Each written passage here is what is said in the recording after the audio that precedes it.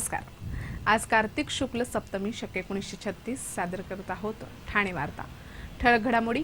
ठाण्यात 181 सार्वजनिक शौचालयांची सफाईच न झाल्यानं ही शौचालये ठरली धोकादायक। स्थानिक संस्था करांचं उत्पन्न गेल्या वर्षीच्या तुलनेत 30% वाढलं आणि न्यायालयाच्या आदेशामुळे नौपाडा पोलीस ठाण्यातील 3 पोलीस अधिकारी कर्मचाऱ्यांवर गुन्हे दाखल। या आणि इतर घडामोडी विस्तृतपणे पण काही क्षणातच। ठाणे वार्ता पहा श्रीस्थानक वाहिनीवर। आता सकाळी 9:15 पासून रात्री 9:15 पर्यंत ठाणे वार्ता, ठाण्यातील पहिलं दृकश्राव्य माध्यम। श्रीस्थानक वाहिनी ठाण्याची स्वतःची वाहिनी। ठाण्यातील घडामोडी, कार्यक्रम, वादविवाद, अगदी गाणी, नाटक याचा आनंद घर बसल्या पहा श्रीस्थानक वाहिनी। आपल्या ठाण्याचं हक्काचं व्यासपीठ श्रीस्थानक वाहिनी। ठाणे वार्ता आता संकेतस्थळावर देखील ठाणेवार्ता.com वर क्लिक करा आणि ठाण्याच्या घडामोडी जाणून घ्या। ठाण्यातील पहिलं ऑनलाईन माध्यम ठाणेवार्ता.com। नमस्कार मंडळी, दर रविवारी पाहायला विसरू नका। नमस्कार मंडळी, आपल्या प्रश्नांचं थेट उत्तर। ठाणे वार्ता पहा श्रीस्थानक वाहिनीवर। आता सकाळी 9:15 पासून रात्री 9:15 पर्यंत ठाणे वार्ता, ठाण्यातील पहिलं दृकश्राव्य माध्यम।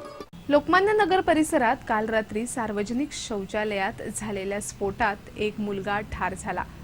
लोकमान्य नगर येथील महापालिकेच्या सार्वजनिक शौचालयाच्या टाकीत स्फोट झाला। यामध्ये आकाश सिंग हा 10 वर्षाचा मुलगा मृत झाला, तर जे सिंग हे गृहस्थ जखमी झाले। काल रात्री 8च्या दरम्यान ही घटना घडली। जखमी झालेल्या जे सिंग यांच्यावर जिल्हा शासकीय रुग्णालयात उपचार सुरू आहेत। ठाण्यातील सार्वजनिक शौचालयात झालेल्या स्फोटाची महापालिका प्रशासनानं गंभीर दखल घेतली असून ज्यांची साफसफाई करणंही अशक्य आहे अशी 181 शौचालये युद्धपातळीवर हलवण्याचे आदेश पालिका आयुक्तांनी दिले आहेत। काल झालेल्या स्फोटात एकाचा मृत्यू झाला तर 1 जण जखमी झाला। या संदर्भात तातडीनं उपाययोजना करण्यासाठी महापौर तसंच पालिका पदाधिकारी, पालिका आयुक्त आणि वरिष्ठ पालिका अधिकाऱ्यांची एक बैठक झाली।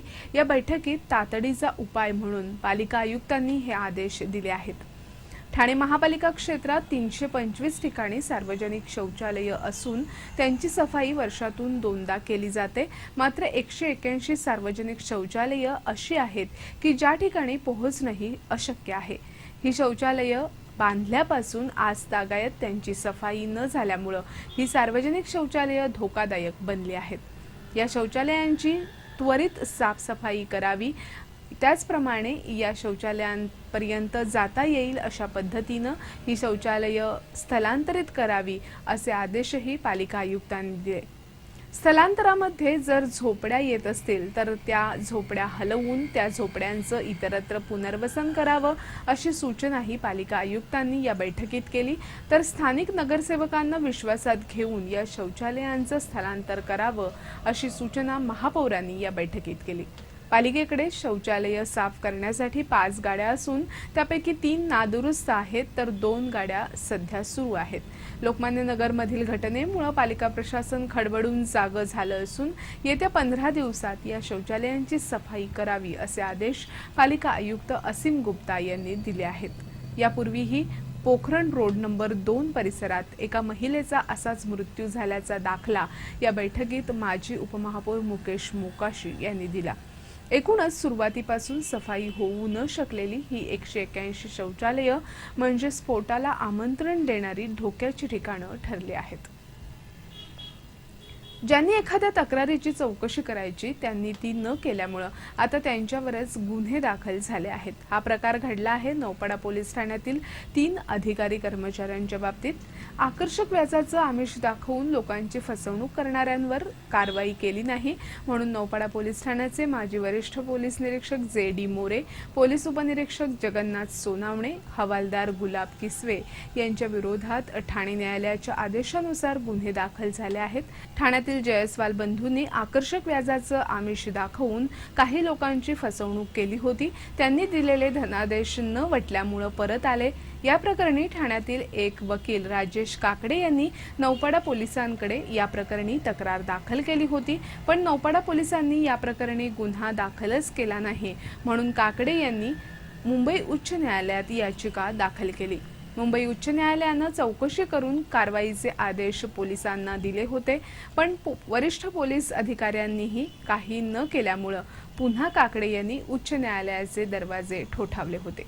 उच्च न्यायालयानं या प्रकरणी 3 पोलिसांवर गुन्हे दाखल करण्याचे आदेश दिले होते. त्यानुसार न्यायालयाच्या आदेशानं या 3 पोलीस अधिकाऱ्यांवर गुन्हे दाखल करण्यात आले आहेत. या पोलीस अधिकाऱ्यांविरोधात भारतीय दंड संहितेच्या कलम 422, 109, 166, 471, 474, 511 अशा विविध गुन्ह्यांखाली गुन्हे दाखल झाले आहेत. ठाणे वार्ता पहा श्रीस्थानक वाहिनीवर. आता सकाळी 9:15 पासून रात्री 9:15 पर्यंत ठाणे वार्ता, ठाण्यातील पहिलं दृकश्राव्य माध्यम. आपला परिसर स्वच्छ आणि सुंदर ठेवण्यासाठी ठाणे महापालिकेत सहकार्य करा. ओला सुका कचरा वेगवेगळा जमा करा आणि रोगराईपासून मुक्तता मिळवा. ठाणे वार्ता आता संकेतस्थळावर देखील ठाणेवार्ता.com वर क्लिक करा आणि ठाण्याच्या घडामोडी जाणून घ्या. ठाण्यातील पहिलं ऑनलाईन माध्यम ठाणेवार्ता.com. डॉक्टर आणि रुग्णांचं पिढ्यानपिढ्यांचं जिव्हाळ्याचं नातं म्हणजेच डॉक्टर बेडेकर हॉस्पिटल. आता अत्याधुनिक सोयी सुविधा आणि तंत्रज्ञानयुक्त वंध्यत्व निवारण केंद्रात IVF आणि टेस्ट ट्यूब बेबीचीही सुविधा. Doctor Bedekar hospital, Maharshi Karvepath, Thane. 65 वर्षांची निरंतर सेवा. Jaipuri jewellery exhibition cum sale, 50% बचत. American diamond sets, mangalsutra, fancy bracelet, fancy earring top, radium आणि गोल्ड प्लेटेड बांगड्या आणि अन्य ज्वेलरी फक्त जयपुरी ज्वेलरी एक्झिबिशन मध्ये. अशोका बेसमेंट जवळ, गोखले रोड, नौपाडा, ठाणे पश्चिम. ठाणे वार्ता पहा श्रीस्थानक वाहिनीवर.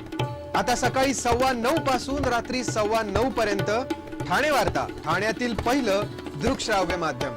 ठाणे महापालिकेच्या स्थानिक संस्था कराच्या उत्पन्नात साधारणतः 35% वाढ झाल्याचं दिसतंय. गेल्या वर्षी जकात कर रद्द करून स्थानिक संस्था कर लागू करण्यात आला. स्थानिक संस्था करासंदर्भात ठोस निर्णय शासन पातळीवर होत नसल्याचा फटका पालिकेच्या उत्पन्नावर झाला. पालिकेला कर्मचाऱ्यांचं वेतन देणंही मुश्किल झालं होतं. स्थानिक संस्था करासाठी नोंदणी करण्यास वारंवार मुदत वाढ देण्यात आली होती. पालिका प्रशासनानंही हा कर वसूल करण्यासाठी जोर लावला होता. या आर्थिक वर्षाच्या पहिल्या 7 महिन्यात स्थानिक संस्था करापोटी 292 कोटी रुपयांचा महसूल पालिकेला मिळाला आहे. गेल्या वर्षीच्या याच काळातील महसुलाच्या तुलनेत पालिकेला 75 कोटी रुपये जादा महसूल मिळालाय.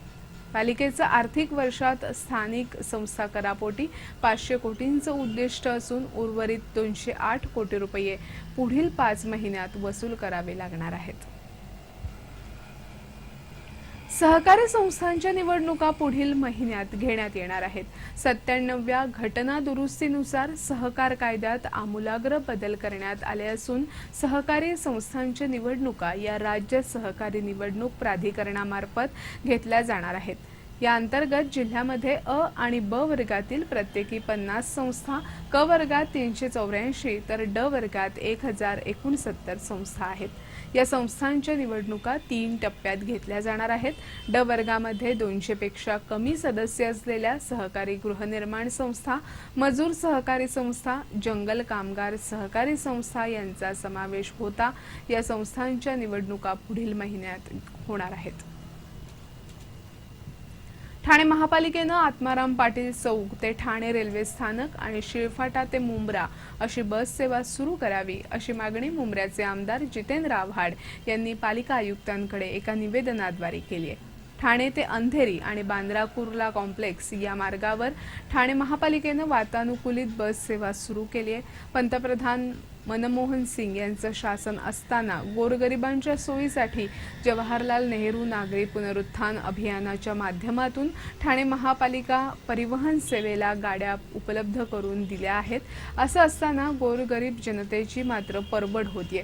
एका रिक्षामध्ये 6 ते 8 जणांना कोंबून प्रवास करावा लागतोय। ही परिस्थिती समजून आत्माराम पाटील चौक ते ठाणे रेल्वे स्थानक आणि शिळफाटा ते मुंब्रा रेल्वे स्थानक अशी बस सेवा सुरू करावी अशी मागणी आमदार जितेंद्र आव्हाड यांनी केली आहे।